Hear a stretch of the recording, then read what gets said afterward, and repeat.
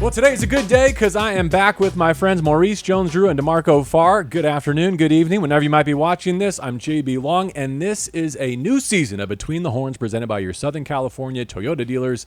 As you know, a pair of division champs, the Texans and the Rams, to kick things off in week one. But first, it's great to see you guys. Yes. Our 10th year together. Can you believe DeMarco predates us with his Rams tenure. You He's keep our bringing that up.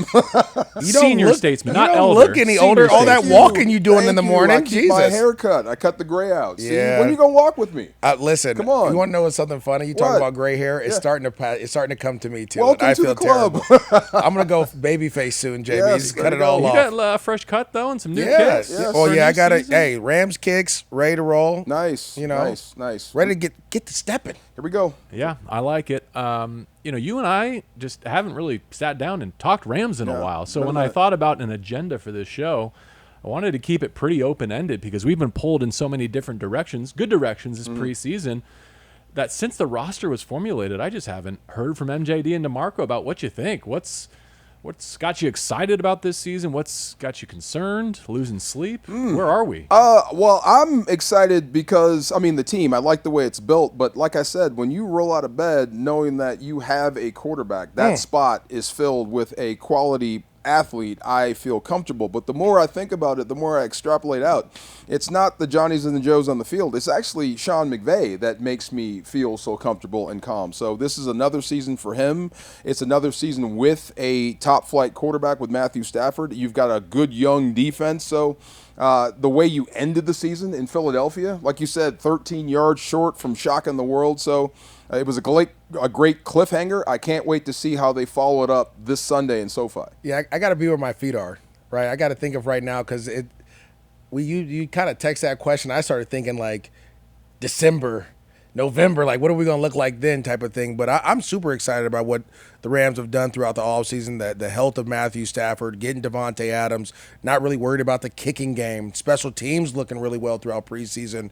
Defensively, seeing the D linemen and that whole defense come together and what they did, how they grew last year and what they can become now, and the new additions in that part. So to me, the biggest thing that my only concern is health, right? It's like, you have all the pieces to do what you need to do. Yes, those guys have to play, but if you win the injury report every week, which we know that's Sean's thing, win the injury report, you have a great chance of winning every game. And so the health and then the travel gets me too. It's a lot of traveling. We're gonna do a little bit of traveling this year. Second most in terms of miles in the league, And behind that- the Chargers, who are in Brazil this week. And that starts to take a toll as you have older guys. It takes a toll on you as well on the flights and different things like that.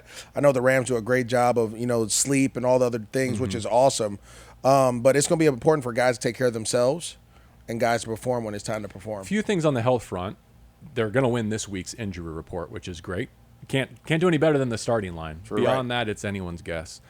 I want to ask you about Stafford and where you are with his back in a second. But one of the refrains I've heard several times from Sean McVay this offseason is that the lessons of the last couple of years have informed his thinking where he's always said adversity is going to hit. It's how you handle it. But right now, more than ever, it feels like their ability to withstand that adversity has become one of their attributes, one of their superpowers, one of their competitive advantages. He's now bracing for, we know it's going to happen. We don't know when, but now we know with this group how we're going to respond. And I like that. Let's hope that they don't have to withstand as much as they have had to in previous years, especially not as early. But when you go up against this defense, and we'll talk plenty about Houston, where are you with respect to Matthew Stafford, his back? He's talking a good game, saying he's going to play the way he's always played, but yeah, to me, you have to, right? You have to go out there and be you. You can't be anyone else. You can't go out there and shy away from throwing the ball, guys around. You have to play your game because that's why you're Matthew Stafford.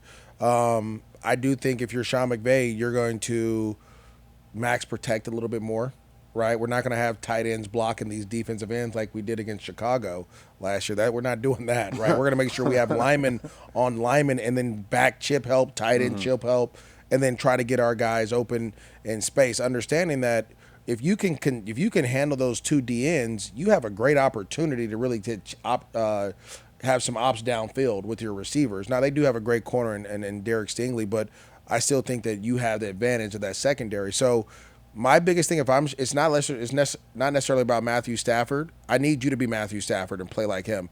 As the play caller, though, I have to make sure that I'm calling the plays necessary. When we do want to take shots, there's 7 guys blocking, and 2 guys are on those D ends for the most part. We got 4 guys on 2 guys and make sure that we can protect our quarterback. Does having a guy who can win against any coverage help in that philosophy? Like if you need to release fewer into the pattern. Oh, for sure. If one of them is Devontae, you're saying we'll take our chances? Oh, yeah. Yes. Yeah. Oh, yes, absolutely. Yes, no doubt.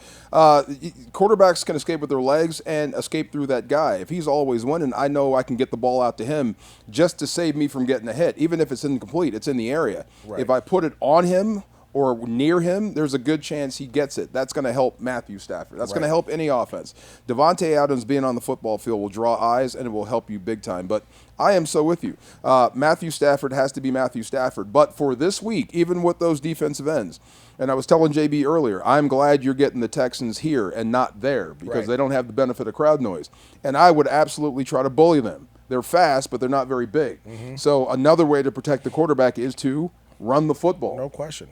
Be physical. Come off the rock. I would take them all the way back to week 1 training camp. You're going to be hitting blocking sleds for the first quarter. Absolutely. And then if you get through that, let me see if you can earn the right to get to Matthew Stafford if you got anything left. So I would definitely slam my bigger line at your smaller D line and try to stay out of those third and whatevers. So 1st and 10. The Rams are paying running backs again, which is awesome. There's continuity there. So beautiful thing. I would definitely try to slam the football at the Texans and see if they can stop it. You won't hold your breath the first time he gets hit, though, in a different way than you did a season ago? I've been doing that since he got here, especially after the Super Bowl. Whenever Matthew Stafford takes one, and he's so confident and he will stand down the barrel of a rush to deliver a football and take a pop. Every time he gets hit, I wonder, is this going to be the one? That's what happens when you have a quarterback that's 37 years old. But for the most part, the guy gets up and he dusts himself off and plays the next snap. Yeah, but it's not the doubt about him dusting himself off. It's just that can he be the Matthew Stafford that differentiates him from other quarterbacks, which is hanging on to the bitter end, reading that thing all the way through and beyond completion and still being able to get a shot off. And especially with, I think Maurice always wants like more keeper game, more 2017-18 offense. If he's feeling good and comfortable and he can do that and flip his hips and boot and waggle, great. If they shy away from that, is he the quarterback that we've come to know and love? You mean boots, right? You don't mean running him on the option keeper game. No. Oh, my God. Okay. I'm like, whoa. No. What planet did I land No on? more zone read against the Niners. Yeah. Okay. No, I will say this. I think 2 things. First thing is, because of his injury, I believe and I feel in talking to Sean that they're super confident and comfortable with Jimmy Garoppolo running their offense. And let's remember going back to last year, week 18, they put up, 20-some-odd points against the Seahawks and their starters, right? So you feel comfortable in that aspect. He had the single-game passing lead, Jimmy G did. There you go. I'm not saying anyone wants to revisit that, but no, he I'm did just put up saying, more but yards yeah, than you're comfortable in that situation. The reason I want Sean to go back to 2017 and 18 is it was very run-heavy.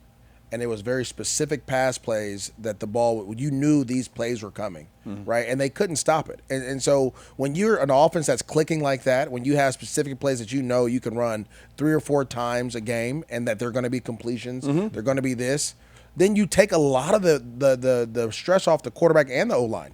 I just remember, was it 18 where we used to play fake Gurley weak and then whip around and hit Cooks on the deep end. And it was like, money. It was literally like a handoff. Like, here, you can take this, right? Like and so if you could do that 4 or 5 times a game with Devontae and Matthew Stafford, all of a sudden it's like, okay, I can go down here and protect, like, get my guy in a rhythm, let him get going, let him start feeling good, and the boots always work as well. So again, what you said, the running game is, to me, this game is about Sean protecting Matthew, not Matthew protecting Matthew. Well, I think the season could be said too in terms of how efficient and explosive can you be with your running game. That's a big talking point year over year with respect to Kyron, and I think league wide too. I think explosive runs have become a key to success again. And in this matchup, which offense are you more confident in staying on or ahead of schedule with the running game? I think that's maybe LA's biggest advantage. But zooming out, Maurice, where are you with respect to Kyron, both in terms of ball security and explosive runs this year? Ball security is one thing you have to work on. And I've talked to Coach Gould about it, and they've really harped on it. Obviously, they've done it before, but this has been a big emphasis this year, really getting him to focus on keeping the ball in the outside hand, making sure he's protecting it.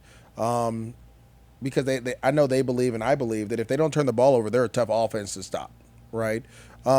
Explosive runs, I think Kyren, we're not expecting Kyren to break the 60-yarders, but to have 12-yard runs, 15-yard runs, 20-yard runs through a drive, that sets up play action pass. It sets up the screen game. That gets your offensive line going. And I think he can do that. Let's just look at what the Rams did in the preseason against starters, right? With Blake Corum and Cody Schrader and Jarquez Hunter. Explosive run game was what you saw.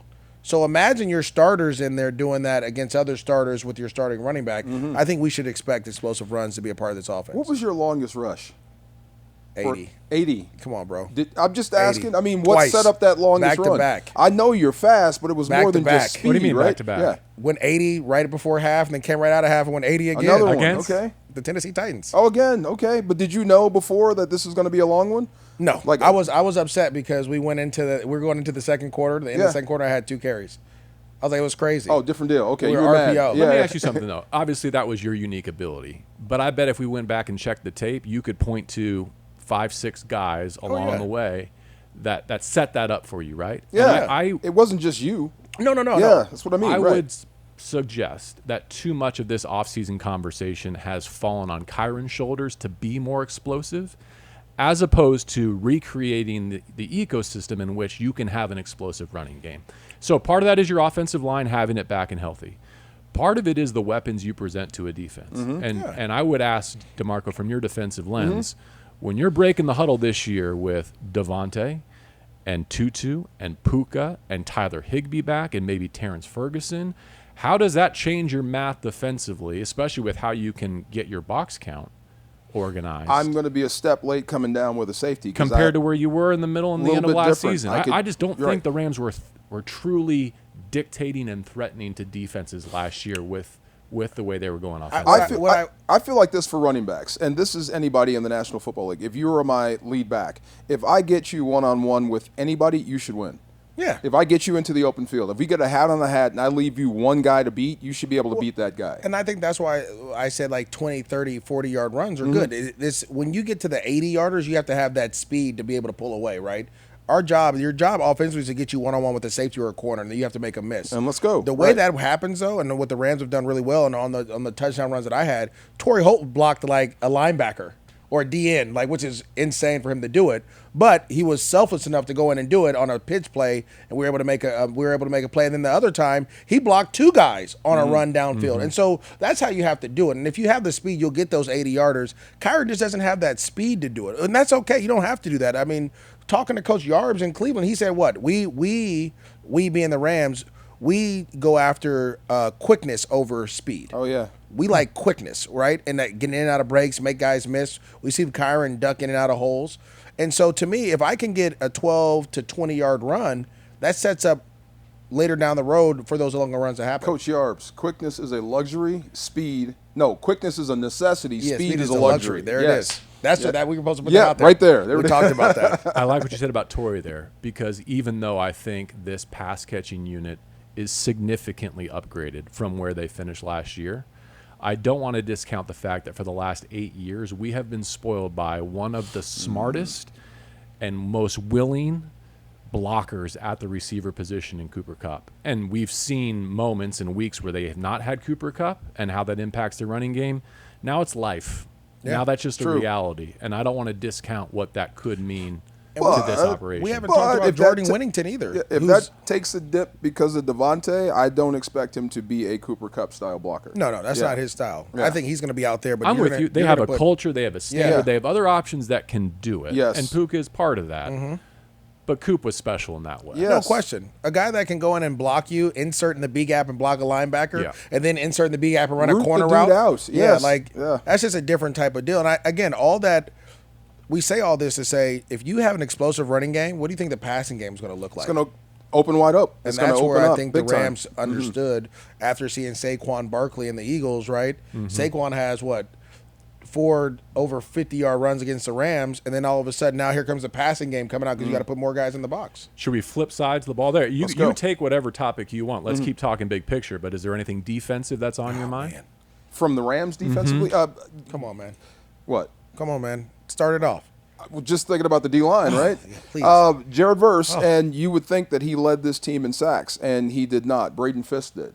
Actually, Byron Young had more sacks than he did, but Jared Verse won Rookie of the Year. So this weekend versus the Texans, and they're good. And I respect Nick Chubb. I do. I'm assuming he's the Nick Chubb that was in Cleveland. Until you prove otherwise, I'm with you. I'm going to respect him that way. And I think C.J. Stroud is one of the best young quarterbacks in the league. Their offensive line is in flux, but this game is built for Jared Verse to dominate. It's here. You've got four new offensive linemen for the Texans. They're kind of in flux there, so you should dominate this game from the defensive front. I'm expecting Jared Verse to, from last season, get better at not missing sacks. Not only when you do get sacks, get the ball out. Make game-changing plays. Yeah. Change the math. So take it up a step from what we saw last season and to bring guys with you. I think Poona Ford is going to be a huge upgrade for this football team. He's like the Hoover Dam, really. Mm-hmm. He is that stubborn and that solid that you can build cities behind him. And at some point, he can straighten out and rush the passer. So I think this defensive front has a chance to be one of the best in football, and you have a chance to prove that this Sunday versus the Texans. So as I was doing my due diligence on the game, I stumbled across D'Amico Ryan's press conference where he was talking about this game is going to be won in the trenches. And he didn't talk about the D-line. He said whoever's offensive line holds up the longest, that's who's going to win this game. And then it got me thinking, like, as I was going more, I was on one of these social media, and they were showing all Jared Verse's rush plays, right? And I was like, I just remember watching. I was like, I just remember him bull rushing people. But then when you started to really dive into all these plays, he had some stuff with them. And if he can get better off of that, and then you're adding all this other stuff on the other side. Here's the crazy thing. Some of his best rushes, he missed. Yeah. That's the thing. You can't waste those. You can't waste those rushes. Now, turn those into sacks. Right. Every win that you had needs to turn into either a pressure or a sack or get the ball out. I mean, I saw him do a push-pull, dip rip. I'm like, I just used to seeing him just bull guys back. Like, no, he has a repertoire of moves that he can use. Like you said, when you use your moves, you got to go. But the other part is this. If you know the Houston Texans, well, one, they have a double agent. We'll get to that later. They have a double agent. But you know this offense because it's a coach from here that's running it. You know D'Amico Ryan's what they're going to do. So you have to go out there and prepare. If you're the Rams defense saying, okay, we know what they're going to try to attack us with because this is what we got in practice every day. And you have to assume that that's going to happen. And you have to kind of shore up those holes or those weak points you have in your defense. But if your defensive line can take care of that offensive line, it doesn't matter what they do. This is true. Who's Secret Squirrel? Who's the double agent? Nick Haley. Yeah. The Secret Squirrel. Okay, go ahead. Sorry. Couple follow-ups. Who do you think, when all is said and done, leads this team in sacks? I think Kobe Turner does. Oh. And I'm going to tell you why. Oh, is that what you thought? No, but it does remind me. This is kind of the 23 Rookie of the Year revenge game. Yeah. Puka and Kobe both just missed because of some Houston Texans. But anyway. Go ahead on the Kobe. I like that. The reason I say Kobe is because he's like the one that no one's talked about. Which is crazy because I think he's got all-pro upside. Everyone's talked about Verse and Fisk and how fast Young is and Poona Ford. And for whatever reason, we just haven't talked about the conductor, right? It's just, and that's what happens, right? You had a really good year, but there's too many guys. Like everybody can't, what's the movie with the singers and they have the lead singer and they're beefing all the time, The Temptations? Oh, yeah. It's like they're beefing all the time. 5 Heartbeats. Yeah, 5 Heartbeats. There it is. Right. Everybody, what's the guy's name? Oh, can't sing like Eddie Kane Jr. Yeah, and everybody can't be Eddie Kane. You know what I mean? Yes. But those other guys put in a lot of work. I would not be surprised if Kobe Turner leads this team in sacks. I think, like you said, he has all-pro potential. But, I mean, we're talking about this is going to be an edge-heavy team, and you are set to go. I haven't given up on the Velociraptors. I still think they exist, and they're going to get better. So it's coming off the edge here, and they're going to get more opportunities. But you got to think they're going to get double-teamed. Right? When you go on the edge? How do you double an edge guy? Trust me. Yeah, I played against Dwight Freeney and Robert Mathis. We double team all day. Right. Chip help. You're going to have all. Well, then give me Braden Fisk then. Protection scheme. But somebody's going to get singled up. Okay. You don't think they're going to slide to Fisk? Of course. The one guy who's going to get singled up, I think, is Kobe Turner, and that's going to be where he takes advantage of it. And then when he gets going, guess what? Someone else is going to get singled up. What about with respect to the run defense? And I want to preface this by saying, big picture, the Rams were not good enough against the run last year. Start of the season, especially last game of the season. But between the Saquon games, they actually were much improved, and I hope that's a sign of what's to come, especially when you bring in Poona Ford and when you have a full year of Omar Spates and Nate Landman is named a captain and came in and took the green dot the moment he arrived. What is your level of optimism that year 2 under Chris Shula leads to a big step forward in that regard, and you can earn more known passing situations for DeMarco's Velociraptors? You beat me to it. Year 2 of Chris Shula, he's going to get better as a coordinator. I thought they got better as he got better as the season wore on. Towards the end of the year, when you had the trust and everyone understood what this defense was about, they turned into one of the best defenses. Had they got past Philadelphia, I think they would have been rolling on that side of the ball. So I think they hit the ground rolling. So couldn't they be better stopping the run? I think they ranked 22, so they're in the bottom third of the league. But I think they need to get more consistent. Just don't let these quarterbacks jump out the window. That kind of change or skew your rush defense numbers. Get those guys on the ground. Be better on third down. Get off the field when you should. Right. And not have to defend those 12 to 15 extra rushing plays because you messed up on third down. Be more consistent. Get off the field. Your rushing numbers will improve. I will say this too, like as a running back, having a running quarterback is like the cheat code. I remember playing, and David Garrard was mobile, but he wasn't Vince Young. And I remember when Chris Johnson rushed for 2,000, I was jealous. Chris, I was jealous because Vince Young had 2 sets of eyes on him all times, right? And if you remember the last game against Philly, what really sparked everything? It was a Jalen Hurts touchdown run, right, for 40 yards. And now all of a sudden, we have to worry about you. Right? Now, if you don't have a running quarterback, I don't have to worry about the quarterback, and I can play regular defense instead of playing 11-on-11 football. So that's what makes Philadelphia special. I think that's where the Rams struggled is when they had those running Kyler Murray. Yes. They struggled against Kyler because, again, you have to have eyes on that guy. And so once you figure out how to play that type of football, and I think the Rams, they've had a whole year to kind of figure out how we're going to play these mobile guys, you'll have a better opportunity. But last year it was just, Jalen Hurts broke that run early in that game in the divisional round, and then it was like, that hurt. We got to focus on him. And now everyone's out of gaps because you lost the gap to the front side. It's a math advantage. You have one extra guy you have to account for in the run game, which is going to make you short somewhere. That's the problem with running quarterbacks. The only way to recreate that with a quarterback that doesn't run is using a lot of 12. 2 tight ends. It keeps the defense off balance, which leads us back to the offense with Tyler Higbee and Ferguson on the field at the same time. That will create the same sort of mathematical problem that a running quarterback does because you don't know which way do you call strength depending on who's out there. Right. Plus Puka and Devontae Adams are still on the field. It creates a lot of indecision. So that's the way I would recreate that. But running quarterbacks, they're a nightmare.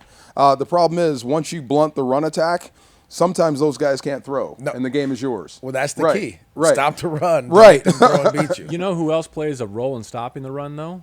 And I want to bend this back to the offense. Because the way that you can take an opponent's running game away is by going up 2 scores. And the Rams just simply did not do that enough last season. They didn't start games well. They played a lot of close games. They closed out a lot of games with their defense.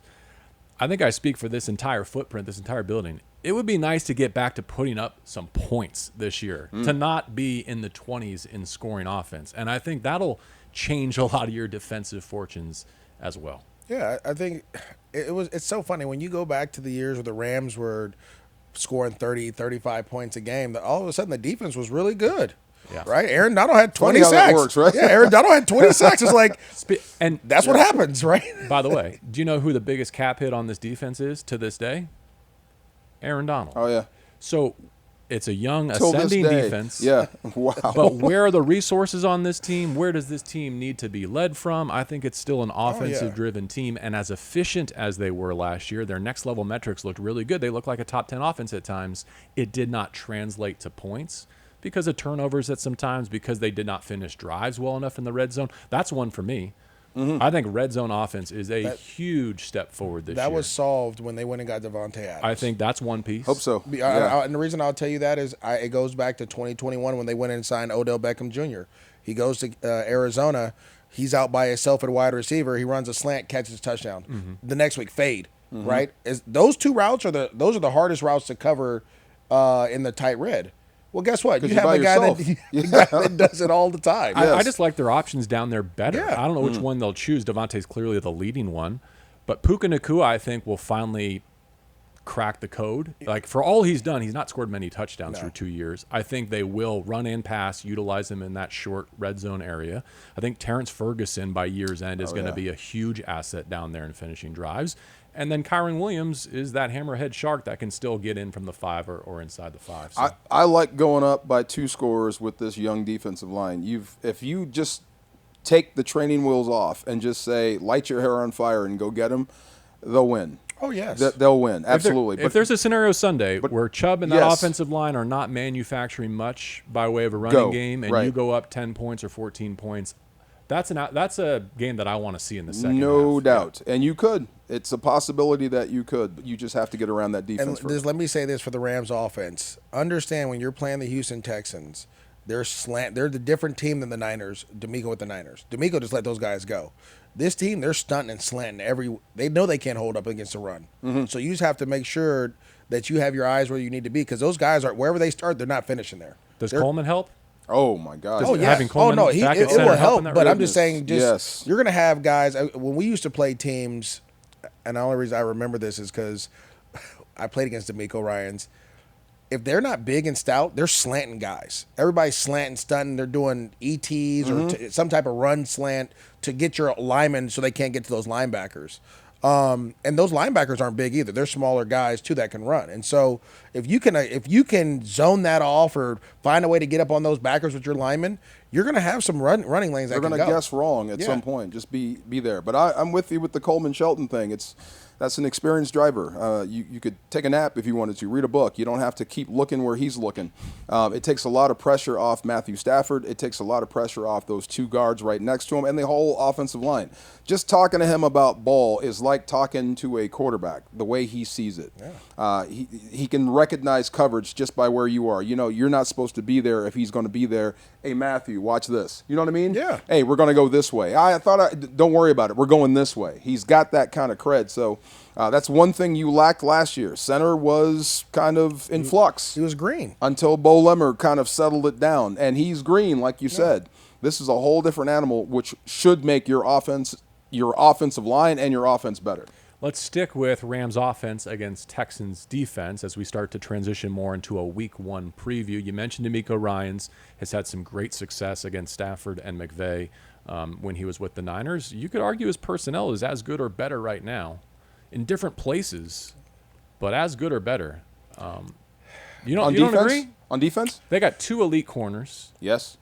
I think adding CJ to their safety room is a big deal. That's huge. Listen, Bosa. Is there a better pass rushing tandem on the edge in the league? I'm just saying, Bosa was like during that time. Bosa was unblockable. Unblockable. Let's agree to not argue about that and say the fact that it's even a a conversation means good things. He's got a talented defense. They spend money on their defense. Yes. I think 2 things.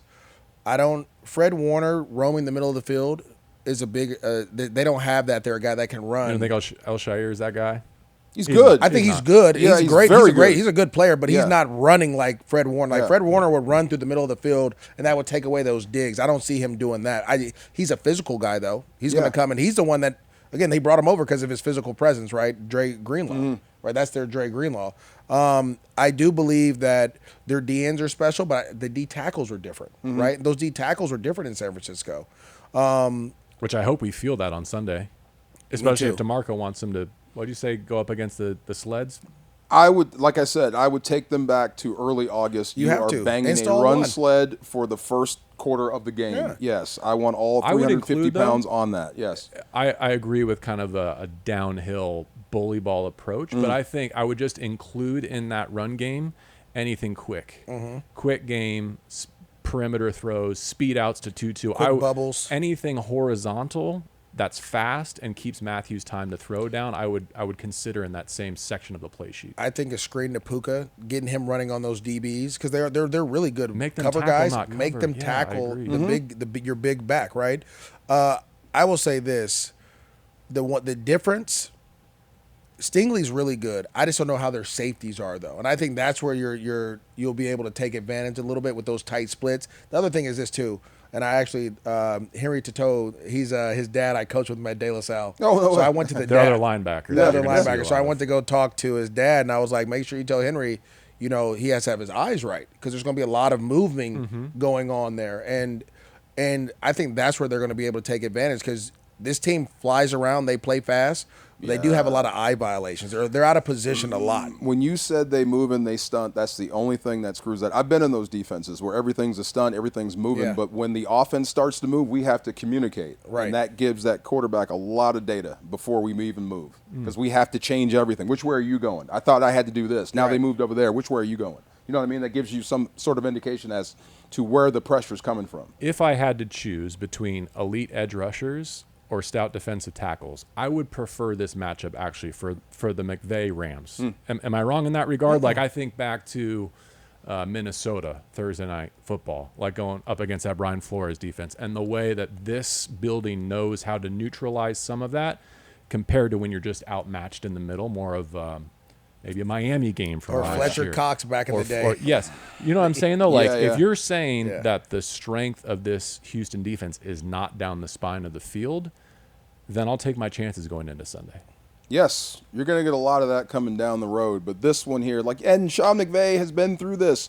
Like you said, no matter what the game plan is or what the complexion of the game is, he has found a way to adjust to just about any plan. It's a rarity when he gets run out of the gym or doesn't have answers. You know what I mean? Well, you've gone against D'Amico before, so you know what he's going to run. And vice versa. So it's going to literally be what plays work for you and what plays work for them. Except, other than when you had OBJ really going, I don't know that you've seen a McVay offense with that.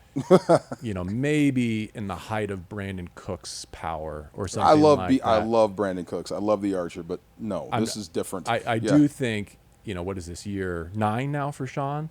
With all that his coaching tree has expanded, it's tough to find that next iteration. And I don't know that you can just do it on a whiteboard, but you can do it with personnel. And my hope for this season is that it does evolve and it does look different and it does look prolific because Devontae is the most accomplished receiver he's ever worked with. No question. And I think that's the difference, right? They're gonna have to go 1 for 1 or 2 for 1 on him, which is going to open up for everyone else. Guaranteed, yes. Anything else on that side of the ball, or should we flip it? All right, Houston offensively. A reworked offensive line, is it improved? We'll see. I mean, you talk about the comparative advantage that goes to D'Amico's press conference. Yeah. They've changed a lot up front, but you have to give the edge to the Rams offensive line going into week 1. No, I think so. I mean, anytime you lose Laramie Tunsil, you trade your guard who gets cut by the Eagles, like your first, like they have some issues, right? And they made a decision because they couldn't run the ball last year the way they wanted to, right? So coming in, they're going to want to run the football. It's going to be on this Rams defense to shut that run down early and often. Make sure Nick Chubb, and the thing about Nick Chubb, terrific running back, if you get him off his track, he struggles. If he can stay on that track, he's a world beater. So you got to make sure you make him stop his feet and go sideways and not north and south, and you'll have a great opportunity there. How about starting a rookie left tackle on the road in Ursery against Jared Verse? I told you earlier he should eat, absolutely. If Jared Verse wants to take his place, and they're paying money to top-flight pass rushers now in the NFL. They just started doing that? We see that now. I mean, the money is going up. You're getting quarterback money. 31 teams are. Yes. There's one in Texas that's not. If you want to get into that pay grade, then you should eat this sort of situation up. If you can go into Philly, and you saw it, we were all there, and knock them around and talk trash to them and their fans and back it up, you should eat the rookie alive. This rookie should say 10 years from now, this was my welcome to the NFL moment. Well, that's what he did with the Dolphins left tackle, Teron Armstead, made him retire. So, and now you're in year 2. Yeah, absolutely. Yes. Other defensive keys, other things that you'll be watching? Get off the field. C.J. Stroud is a guy that can run. He's a guy that can jump out the window and pick up first downs. He can get out of 3rd and 14s if you're not disciplined. Right. So the last thing you want to do is to have teams make you pay for being aggressive. Go from being aggressive to over-aggressive, as in you're wasting your gas and you keep giving them first downs and you wear yourself out. So when you have a chance to get off the field on 3rd down, get off the field, make the play, move on, get Gatorade, and then come back. You can help yourself that way. Yeah. It really is Nico Collins and then who else? I think that's a question that remains to be answered. Christian Kirk is on the injury report with a hamstring. He was going to be their clear number 2. We'll see about his status for this weekend. Dalton Schultz? Schultz, I like their tight end. He's solid, starter. But they've only rostered 2. They'll probably promote one from the practice squad, but they're thin at that position. And then they got the 2 Iowa State rookies. We'll see how much they give them early. But my biggest thing is don't allow Nico Collins deep. Force C.J. Stroud to come off of that read, right? Because he's always going to look to Nico Collins first. That's his guy. Even when Stephon Diggs was there, they had all those guys. He looked at Nico first. If you force him to hold the ball and kind of move his feet a little bit and slide in the pocket, he's not as accurate. It's a little bit different when he has to move and he's feeling things and his eyes are downfield. When he can get back on that 5th step or 7th step and Nico's striking down the field, he throws the prettiest pass in the world. It's one, and that's what he did his rookie year. Yeah. That's what he did his rookie year. He was on fire. Last year he struggled, and so I think a lot of it is people realize Nico was out for a couple weeks. He started to struggle. They started to take him away, and they kind of do well. Take Nico out of the picture. Make him go somewhere else. Make him have to play left-handed, then you're good. I'm fascinated to see defensive back snap counts when we're here next week, aren't you? What does Emmanuel Forbes' week 1 workload look like? How do they platoon those safeties, and where do they align?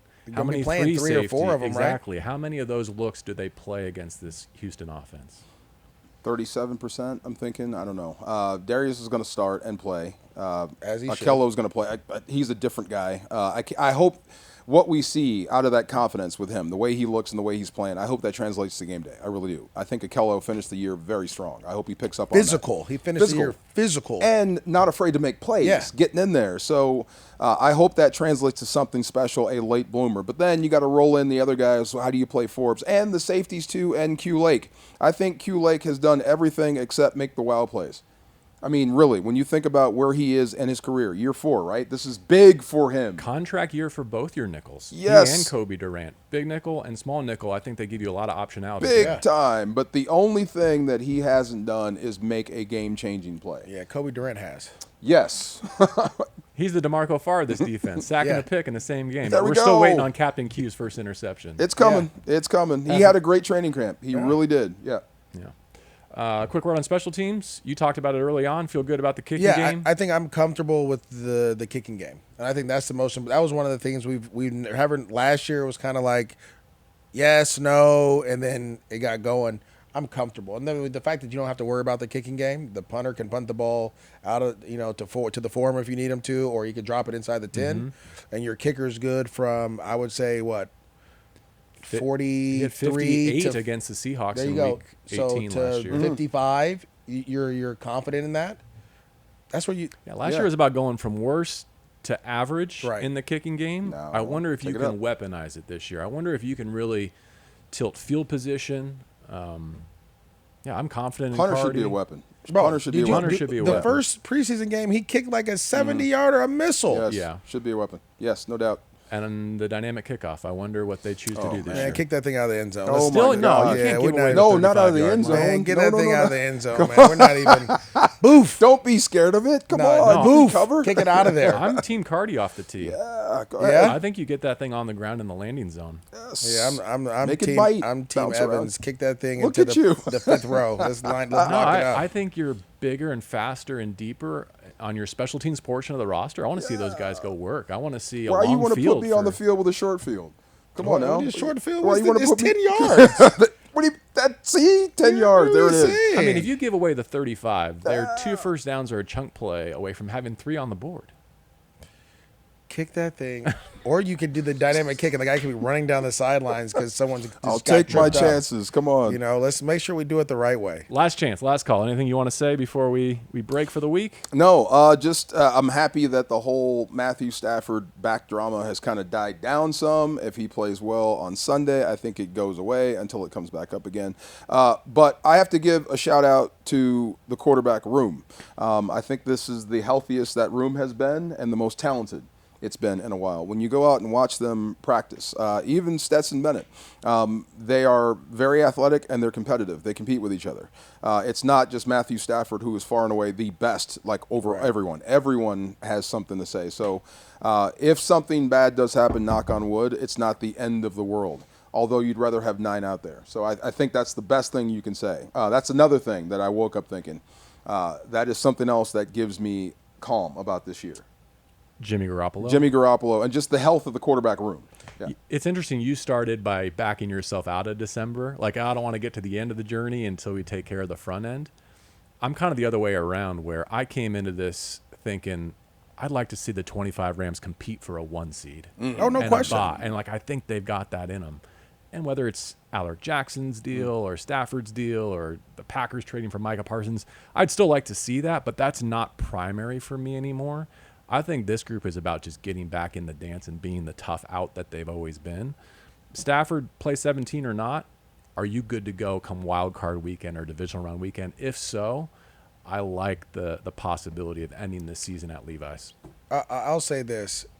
Not many teams have a backup quarterback that played in the Super Bowl, started in the Super Bowl, right? Not many teams have a quarterback that beat you 6 times, right? Like, so you forget about that. Yeah, right? you forget about those forget things. about how those good years. Jimmy was when he played us, and so that's what makes me sleep well at night. But to be honest, I'm just happy football's back. Yes, right. Like, I'm happy to be back here and to talk about the Rams and to have a game on Sunday, a game tonight, a game Friday. I'm happy to see this marathon again. You know, I know it's not the New York marathon. It's bigger than that, right? And to see how the ebb and flows of the game and, you know, being in Detroit a couple years ago and being on the tarmac for 5 hours, not even having an idea that we're on the tarmac for 5 hours. You know what I mean? Like, all those things, that's what I love about being here. That's what I love about this. It's just so many different things that are going to happen. I can't wait That's to what I hate to about talk you. about You keep it. bringing that up. You can sleep on an airplane. I can 3 sleep things anywhere. always remember about that flight. Aaron Donald knowing he was done. Yes. Tyler Higbee's knee shredded. Oh, man. And MJD sleeping Sleeping it the all off. whole time. What, it was like 10 hours. Have we landed? No, we haven't left yet. Okay. No, I woke up like, why is the sun out? DeMarco's like, what do you mean? The only thing we know for Yes. certain is that half of what we said here today we will not want to revisit in January, because the twists and turns that will go down throughout this journey are unpredictable, and the Rams are well equipped to handle them. Let's Rams go. are well equipped to handle them. DeMarco Farr, Maurice Jones-Drew, I'm J.B Long. Glad that you can join us all season long right here on Between the Horns, presented by your Southern California Toyota dealers.